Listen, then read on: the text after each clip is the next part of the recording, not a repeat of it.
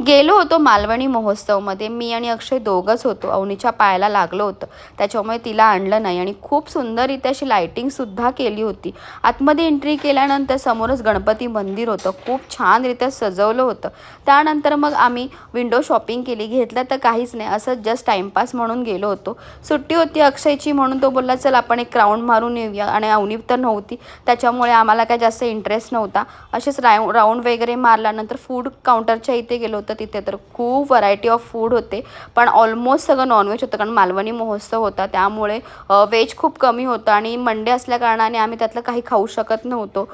पण बघायला खूप मजा येत होती, कारण खूप सुंदररित्या सगळं नॉनव्हेज तिकडे अवेलेबल होतं. एका साईडला प्ले झोन होता. अवनी नव्हती त्याच्यामुळे तिथे जायचा इतका काही प्रश्न आला नाही. त्यानंतर थोडंसं फिरलो, राऊंड मारला कचराळी तलावावरती आणि त्यानंतर मग घरी आलो. हा छोटासा व्हिडिओ इथे सेंड करते. बाय.